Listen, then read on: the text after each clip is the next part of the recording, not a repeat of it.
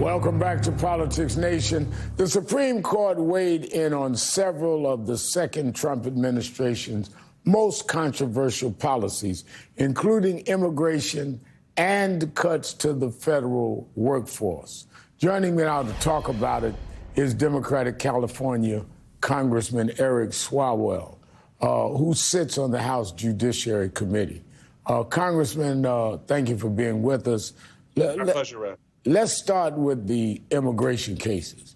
The court ruled deportations under the Alien Enemies Act can move forward, but detainees must be given due process. They also ruled unanimously that the administration must facilitate the return of a Maryland man wrongfully sent to prison in El Salvador. What's your assessment of these rulings? Due process is the underpinning of our democracy. It's what makes us different from China and Russia.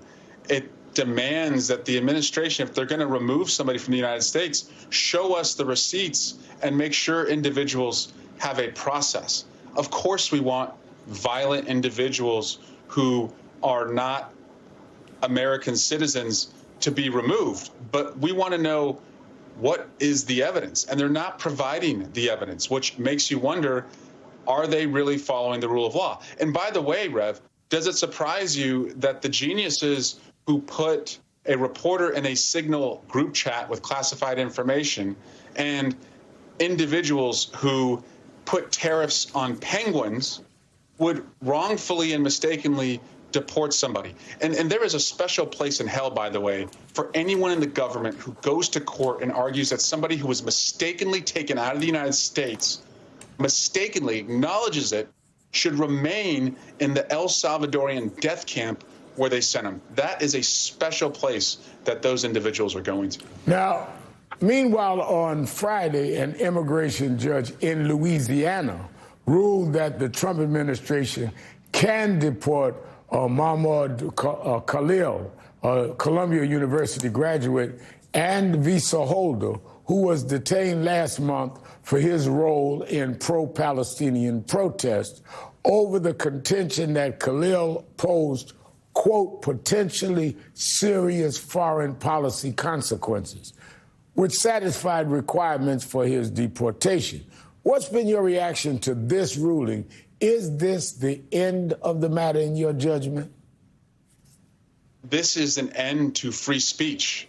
And I don't have to agree with what this, Columbia student was saying to defend an individual's right in the United States of America to say it. And that, again, is the problem here. This is what they do in Russia and China. It's not what we do in the United States. We go to the town square to have a debate, a vigorous debate over issues of religion and national security and international relations. We don't just take people who we disagree with without any due process and send them to far places in the world. That's just not what we do here. And so to me, it may be the end of the legal matter, but it could also be the end of free speech if this is allowed to hold. Now, on Friday, California defied the Trump administration in order to certify that the state school districts have ended all diversity, equity, and inclusion programs, despite the administration's threats to cut billions of dollars in education funding if the state does not comply. Congressman, you represent California. What are your thoughts on this story? What statement does this make, and what happens if Trump does retaliate? We got to stick together. And I am glad that California is not caving, because I've seen CEOs going hat in hand to Mar-a-Lago, and they've caved. Colleges and universities, they are caving. Law firms are caving.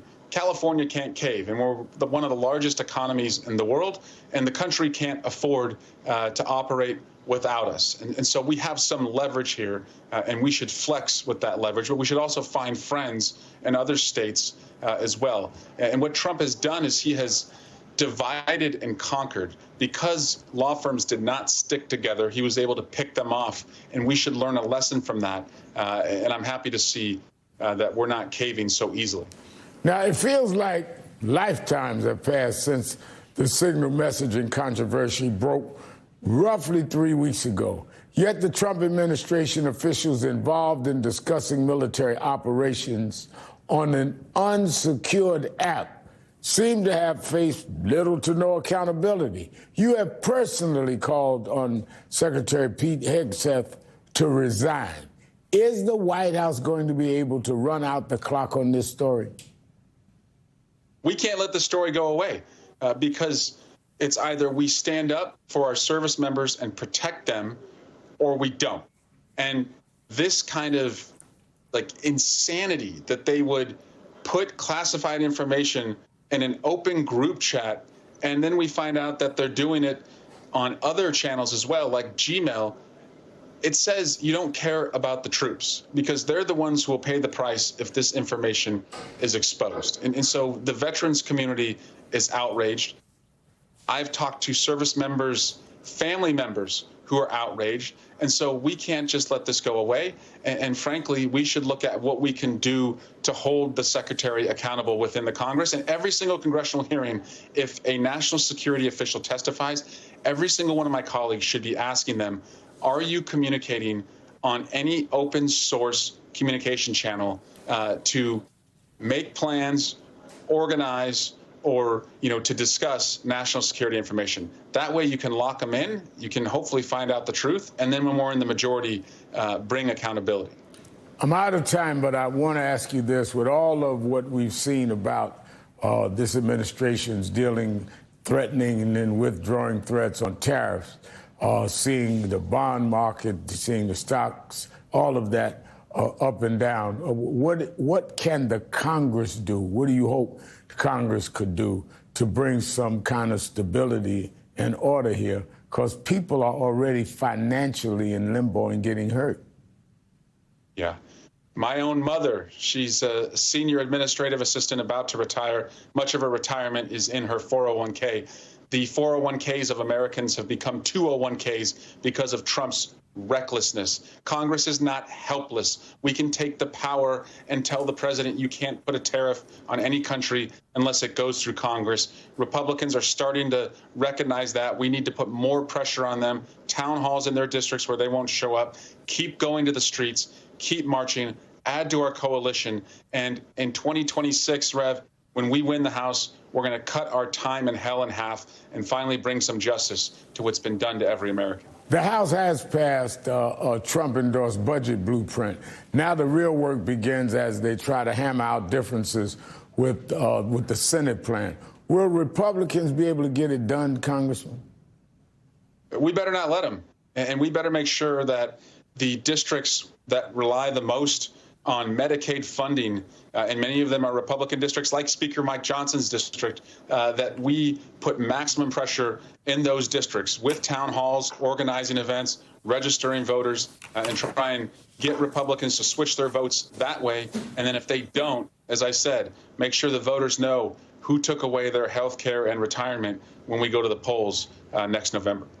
Representative Eric Swalwell of California, thank you for being with us. Up next, my final thoughts. Stay with us.